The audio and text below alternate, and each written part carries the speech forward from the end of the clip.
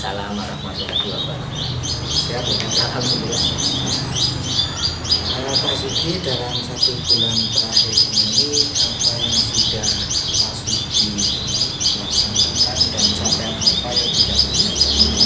Dalam 1 bulan ini setelah lokakarya kemarin, capaian dan apa yang sudah saya lakukan di sekolahan, alhamdulillah sekarang saya semakin antusias, semangat dalam melakukan pendidikan di sekolahan karena sesuai dengan pembelajaran yang saya pelajari di LMS, sekarang sudah mulai menginjak tentang sumber daya atau aset yang dimiliki oleh sekolah.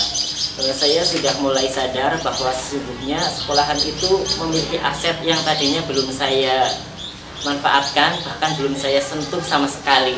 Tapi setelah saya belajar di LMS tentang sumber daya sekolah, ternyata banyak sekali aset-aset yang ada di lingkungan sekolahan yang dimiliki oleh sekolah.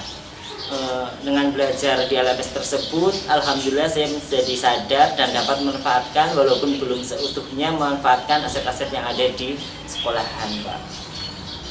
Terus perubahan apa yang Bapak harapkan yang terjadi di sekolah setelah mengetahui sumber daya tersebut?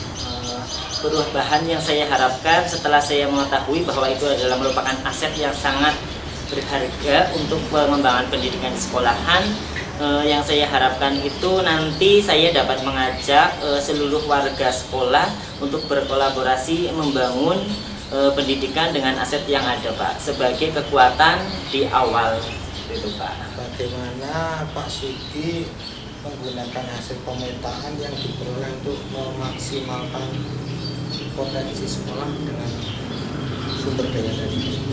Bagaimana saya memaksimalkan sumber daya yang sudah saya analisis tersebut?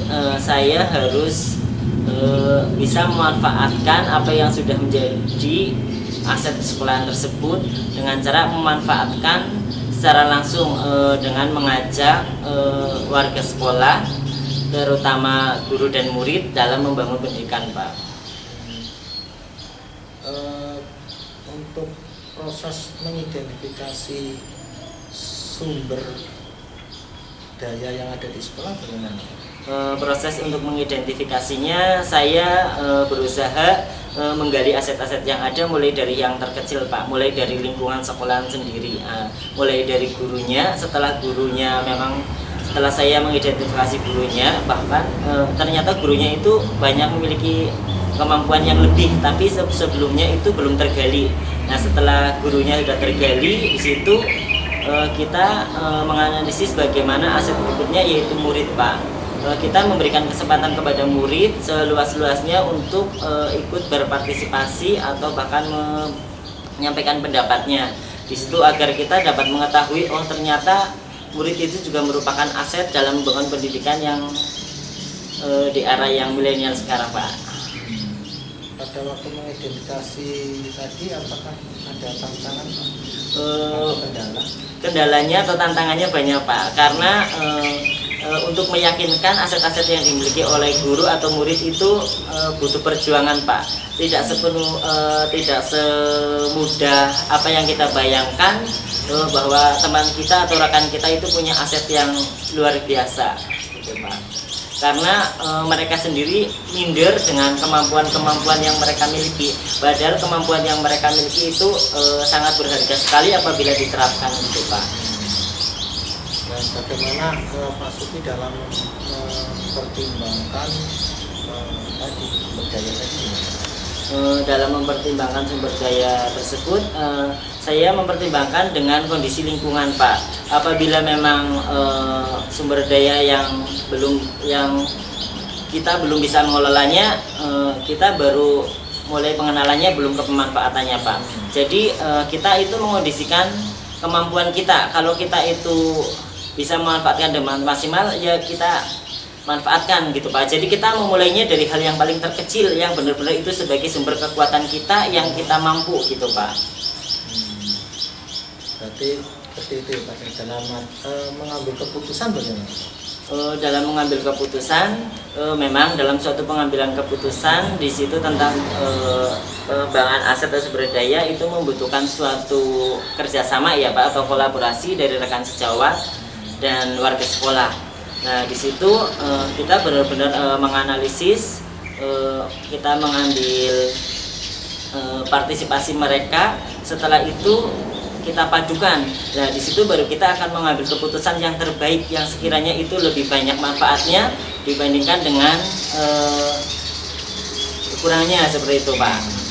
Jadi dalam pengambilan keputusan melibatkan rekan sejawat ya Pak. Iya. Gitu, Pak, ya.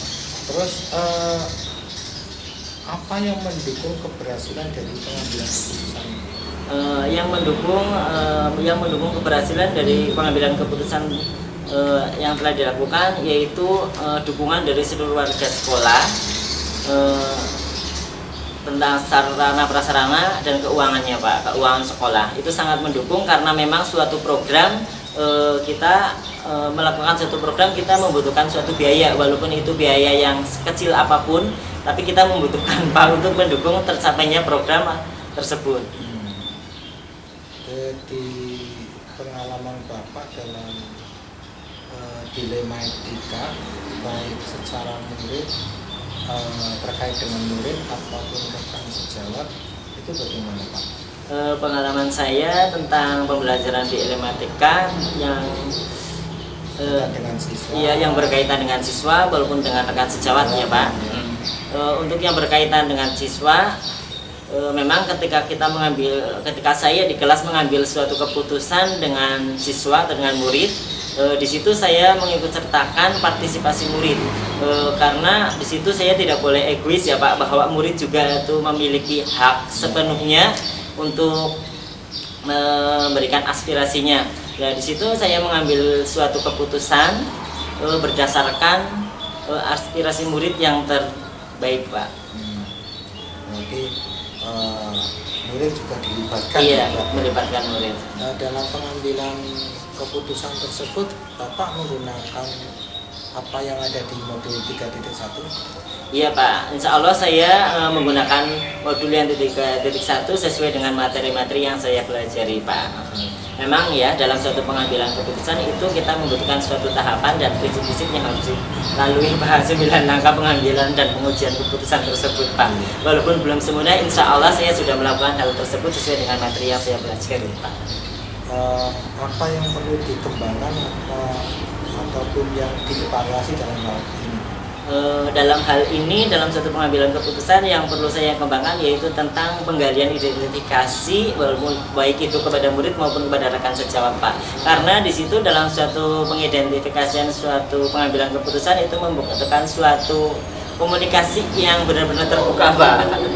Ini masih untuk berkaitan dengan proses pembelajaran yang dilaksanakan Pak Sugi itu, bagaimana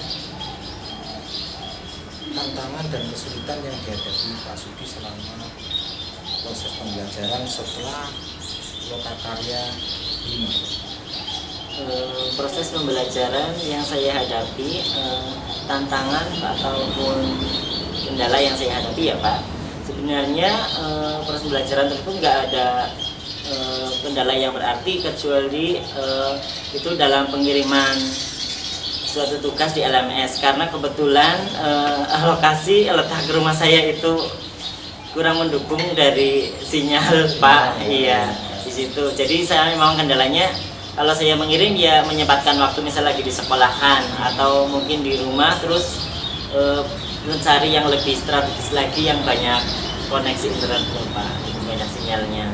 Jadi dalam proses lama ini itu permasalahan sinyal yang dihadapi ya? Iya, kalau permasalahan dalam pembelajaran insya Allah dapat memahami tentang materi-materi yang ada di LMS dengan pemahaman dari Bapak Fasilitator dan Bapak pendamping. Iya. Terus berkaitan dengan tugas-tugas yang sudah dilaksanakan di LMS sudah semua ya? Alhamdulillah dengan tugas-tugas yang ada di LMS sudah semuanya Pak, walaupun itu sesuai dengan kemampuan yang saya miliki, dengan pemahaman materi yang saya pahami itu Pak. Setelah saya melihat tadi refleksi dari Bapak juga apa yang sudah dilakukan supaya nanti tugas-tugasnya bisa lakukan Pak. Iya. Mudah-mudahan diberikan kesehatan. Amin. Semoga kita bisa menyelesaikan program Gerah ini sampai selesai. Iya, Pak. Terima kasih Pak sebelumnya masih Iya. Assalamualaikum. Waalaikumsalam.